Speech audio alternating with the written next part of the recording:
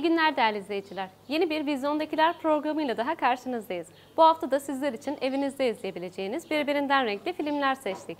Dilerseniz öncesinde kısaca bir göz atalım.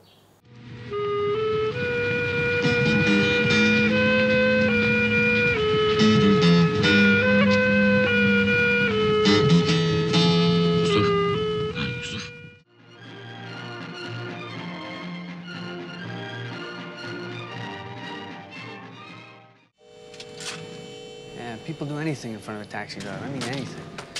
People too cheap to rent a hotel room. Oh, driver, hurry up, will you?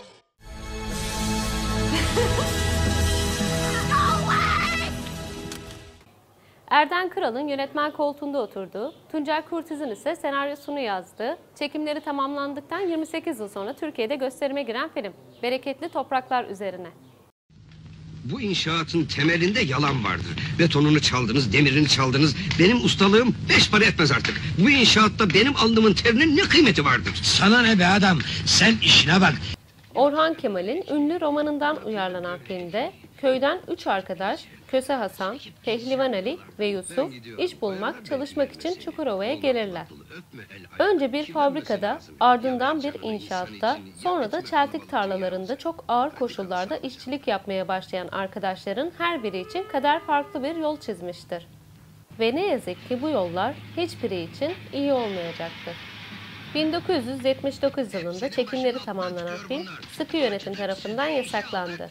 Daha sonra ise kimliği belirsiz kişi ve kişilerce çalındı. Negatiflerin bulunmasından hemen sonra film Türkiye'de 28 yıl sonra gösterime girdi. Film 1981 yılında Strasbourg'da yapılan oylama sonucu Avrupa'nın en iyi filmi seçildi.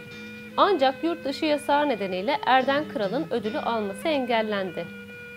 Darbe günlerinde ise negatiflerin izini kaybetti. Orhan Kemal'in Aynı Adlı romanından uyarlanan filmin senaryosunu en başta Mahmut Talih Öngören yazmış, ancak Erden Kral'ın senaryoyu beğenmemesi üzerine oyuncu Tuncel Kurtiz senaryoyu yeniden kaleme almıştır. Adam tokadı attı, sustuk. Kovdular, sustuk.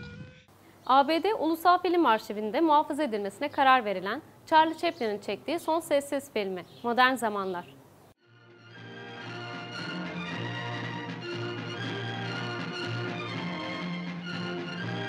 Modern Zamanlar, 1929 yılında tüm dünyada baş gösteren global ekonomik krizi döneminin atmosferini tüm çıplaklığıyla yansıtan bir Charlie Chaplin filmi. Film, döneminin sosyal ve ekonomik konumu üzerine gerçekçi yorumlar getirir. Bir fabrikada sıkı bir mesai ile çalışan Charlot'un bu tempoya ayak uyduramaması, beraberinde türlü yanlış anlaşılmalarla akıl sağlığının yerinde olmadığına karar verilip hastaneye yatırılması gibi trajedileri konu alır. Hastaneden çıkarılan Charlotte, bu kez amaçsızca elinde salladığı kırmızı bayrak yüzünden komünist zannedilerek hapse atılır.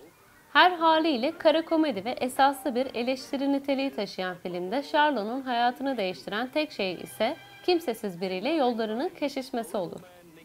Her ne kadar filmde bazı ses ve müzik efektleri kullanılmış da olsa bu sessiz filmdir ve Chaplin'in çevirdiği son sessiz filmdir.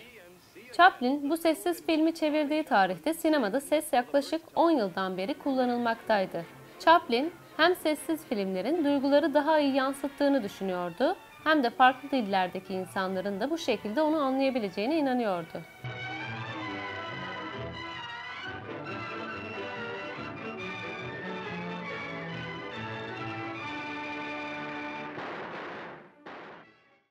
Time dergisinin hazırladığı son zamanların en iyi 100 filmi arasında 52. sırada yer alan, Cannes Film Festivali'nde ise Altın Palmiye ödülüne layık görülen polisiye türündeki film Taksi Şoförü. Now, Robert De Niro creates a terrifying portrait of life on the edge of madness. Film, Vietnam'da savaşın izlerini henüz atamayan bir askerin geceleri taksi şoförlüğü yaparak gördüğü kirli ve adaletsiz dünyaya uyum sağlamayı reddetme hikayesini anlatıyor. Film, Robert De Niro'nun canlandırdığı Travis karakteriyle kütleşmiştir. Taksi şoförü Travis, sosyal hayatındaki başarısızlığı tersine döndürmeye çalışsa da beklediği karşılığı bulamıyordur. Bu kırılma anından sonra bir silah alıp harekete geçmeyi, sokakların pisliğini temizlemeye karar veriyor. Bu esnada kendini bir kadını kurtarmaya adıyor. Çürümeye yüz tutmuş bir topluma karşı tutulan bir ayna niteliğindeki film, yönetmen Martin Scorsese'nin kariyerinin en önemli filmlerinden biri olarak kabul görür. Film, 4 dalda Oscar'a aday olmuş ve Cannes Film Festivali'nde en iyi filme verilen Altın Palmiye ödülünü kazanmıştır. Time dergisinin hazırladığı tüm zamanların en iyi 100 filmi listesinde 52. sırada yer almaktadır. Film, 1994 yılında Kongre Kütüphanesi tarafından kültürel, tarihi ve estetik olarak önemli filmler arasına seçilerek ABD Ulusal Film Arşivinde muhafaza edilmesine karar verilmiştir. Moment in his life that will ever mean anything. How much for everything? $350 for the Magnum, $250 for the 38. Robin Davidson'ın kendi anılarını yazdığı otobiyografik kitabından uyarlanan 2014 yapımı film, Çöldeki İzler. I am planning to walk across the Australian desert from Alice Springs to the Indian Ocean, a distance of 2,000 miles. 1977 yılında Robin Davidson adında genç bir kadın, Batı Avustralya'da Brisbane'den çölün ortasındaki Alice Springs'e gitmek ister.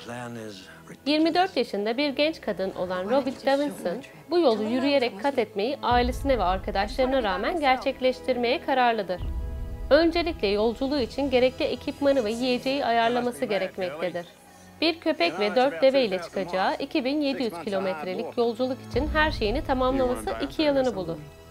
Vahşi hayvanlar ve susuzluk gibi faktörleri de barındıran bu uzun yürüyüşüne ona National Geographic fotoğrafçısı Fritz Semolon da eşlik edecektir. Büyük yolculuktan hemen önce tanışan ikilinin uzun bir yolu, doğayla ve birbirleriyle ilgili keşfedecek pek çok şeyi vardır. Film, Avustralyalı yazar Robin Davidson'ın kendi anılarını yazdığı otobiyografik kitabından uyarlanmıştır.